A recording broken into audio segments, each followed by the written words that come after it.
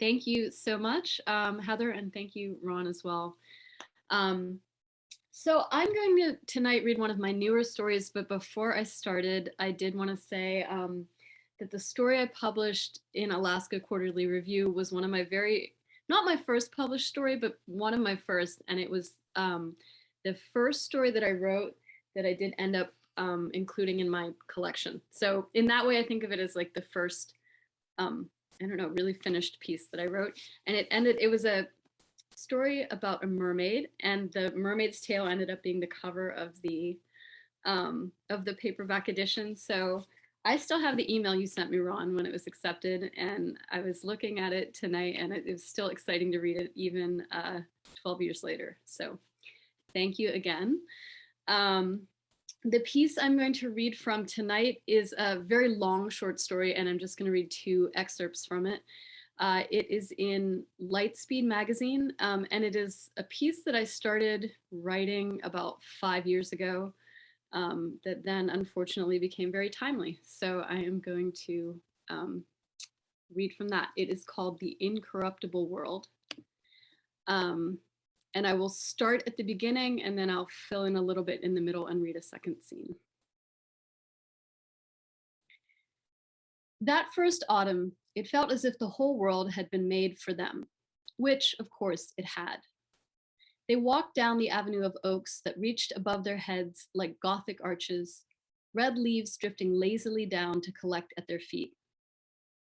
Ashwin was pleased as anything and couldn't say enough about the designers. How it was worth spending more sometimes, how you got what you paid for. Everything was just as he'd imagined it. Roseate light, unseasonal butterflies, crisp air with a faint waft of frost in it. To Jade, the place was beautiful without having any special charm. She knew she could have seen the same landscape in a vidroom down the street from their apartment, could have had the scent of fog and bonfires pumped in and controlled the temperature from her cuff. But Ash was always a fanatic for authenticity. He didn't care if the trees looked real if you couldn't reach out and touch them, crumble the dry leaves in your fingers, scrape your shoulder on their bark with a careless stumble. The planet was small, about 16 kilometers in diameter. Watching from the ship as they slowed for landing, Jade found the way the horizon curled across the little freshwater ocean unsettling. The ocean took up about a third of the planet, blank canvas for later expansion if they wanted it, Ash said.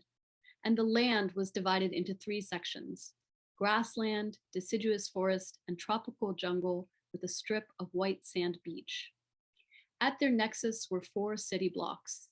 The city had been Jade's idea. Nature is not to everyone's taste, you know, she said, and we might want to have guests someday. She had designed the city herself, and so it was a hodgepodge of the megacities she loved, part Omaha, part Shenzhen, with traces of Mombasa and McMurdo'sburg and Oslo. In the middle, a single building rose up 20 stories into the air like an obelisk, and from the top floor, you could see much of the rest of the world. The city was Jade's only contribution to the whole enterprise. When she and Ashwin had gotten engaged and Ash had decided to purchase the planet as a honeymoon escape, he had asked her to come with him to meet the designers, ostensibly so she could give her input. But it was quickly clear that in this, as in all other aspects of his life, Ash had very specific ideas about what he wanted, and she was mostly there to witness. It didn't matter. The whole thing seemed like a very involved pet project, and she was just as happy to let him make the decisions while she dealt with the more practical aspects of their future together, arranging for their partnership paperwork and giving notice at her job. Even with the prenup, she'd never have to earn an hourly wage again. When she arrived at the Orbscapers offices for the main design meeting, Ash was already there, poring over maps and artists' renderings of the proposed terrain. As Jade entered the room, she was struck, as she often was, by how handsome Ash was in spite of his strange looks. Among his obsessions was a horror of physical reconstitution, and while he didn't complain about her treatments, he himself refused all but the most basic procedures. He had let his hair turn silver, and his dark brown skin was creased and lined. She found it charming. She saw him every day, and yet she could always find something different in his face. As she approached the table, the designer stood up and bowed. I'm Maddock, he said, pulling a chair up to the table for her. The office was done in a style that seemed tailored for Ash's interests, all polished stone and biofabric, with a sheet of water running down one wall. Ash glanced up and reached for her hand, which she gave him. We're looking at customizations, he said. I'm thinking a temperature range of 20 to 25, maybe some seasonal changes. It would be fun to have seasons, wouldn't it? Do we need rain? Not strictly, no, said Maddock. The plants need to be watered somehow, of course, but we can use low moisture plants, which will be fine with a couple of days of rain each month. Or we can set it to rain at night and then do a quick burst of heat in the early mornings to dry things out before you start your day. Some people find that really peaceful. Rain on the roof was actually a favorite sound back in the era of single family dwellings. But if you prefer, we can also just install subterranean irrigation, although that's an additional cost. Ash looked at Jade, eyebrows raised. Rain at night sounds fine, she said. We're not going to be outdoors at 4 a.m, I don't think.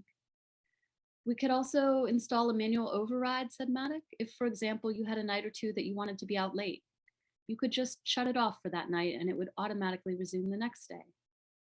Ash nodded. That sounds perfect, he said, but he looked distracted. He was thinking of something, judging by the way he kept pursing his lips, as if words were trying to creep out of his mouth. Maddox seemed to sense it too, because he muted his screen and turned to look at them. There really are a lot of different customizing options available, he said, and we're adding new ones all the time. Did you have anything particular in mind? Ash toyed with one of the sleek black pebbles that had been scattered on the table for decoration. Is it possible for the planet to be sterile, he said. Jade looked away and closed her eyes for a moment. He couldn't help himself, she knew. Do you mean the plants? Maddox said, seedless? No, not sexually sterile. I just mean clean, germless. The whole planet and everything in it.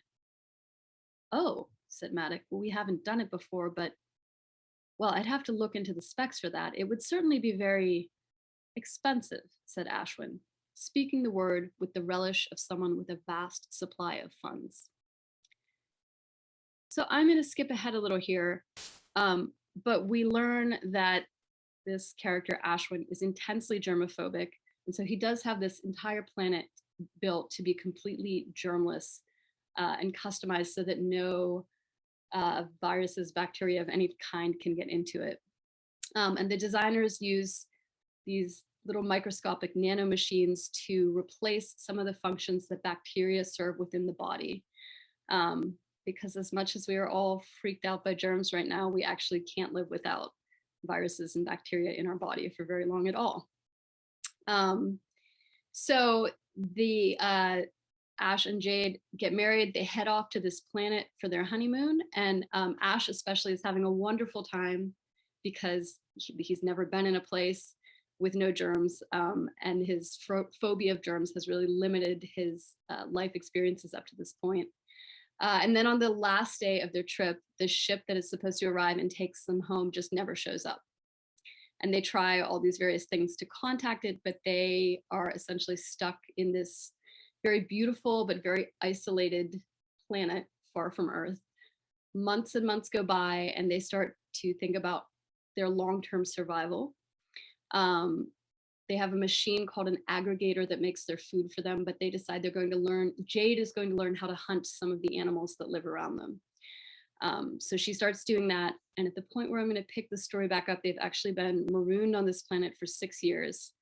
And they have accepted that no one is ever going to come and get them. So that is where I'm going to start. And Jade has just hunted and killed a gazelle, and they've had it for dinner. It was a few nights after she killed the gazelle that Ash's stomach began to hurt, and at first she blamed the meat. Maybe she'd taken too long to butcher it and it had turned. Impossible, remember, Ash said. There's no bacteria to make it go bad. Well, maybe you're just allergic then. I probably just ate too much. I'm sure I'll feel better tomorrow. But he didn't. He was plagued by constant stomach cramps, nausea, diarrhea. He began to lose weight. No more hunted food, Jade said, though she'd eaten it too and felt just fine. Strictly aggregator meals until you're better. But months passed and Ash wasn't better, or at least not much. Even on days when he wasn't sick, he had a constant low level stomach upset that killed his appetite.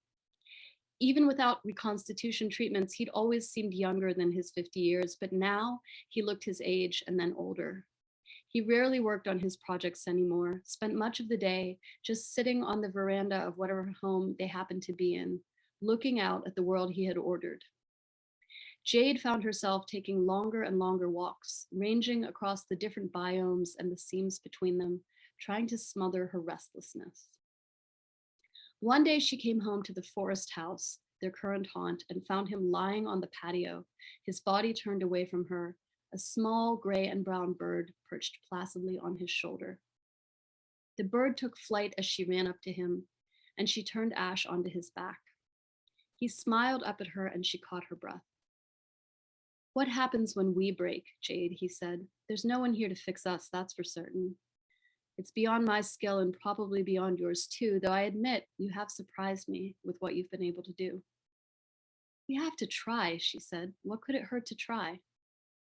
I think it's the nanites, he said, the ones we used to replace the gut bacteria. They were only meant to last a few months. They've done much better than that, you have to admit, but mine aren't working anymore and yours will probably give out too. Bit of a joke, really. I can't tell you how many times in my childhood I could have died from a bacterial illness or an infected wound. I always made it through, and I took the opportunity to build a path right to this place, clean to death. There's got to be something we could use to replace it, she said, in the animals or the dirt. There isn't. Trust me, I saw the bills, no expense spared. It's the very definition of this place.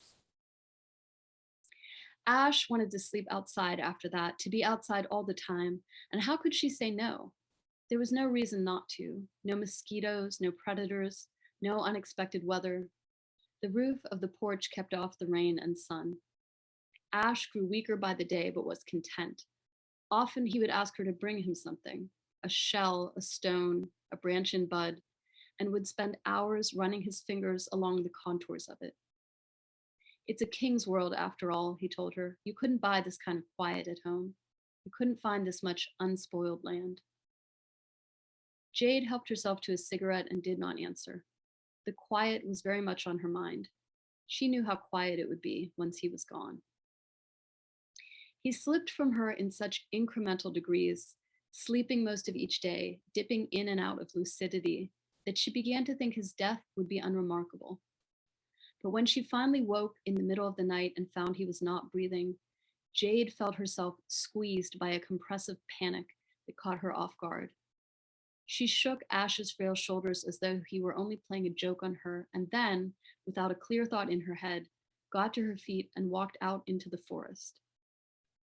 The dead leaves of 6 years surrounded her, more than 70 autumns gone by on the forest's monthly cycle, the world designed for a cleanup that never came.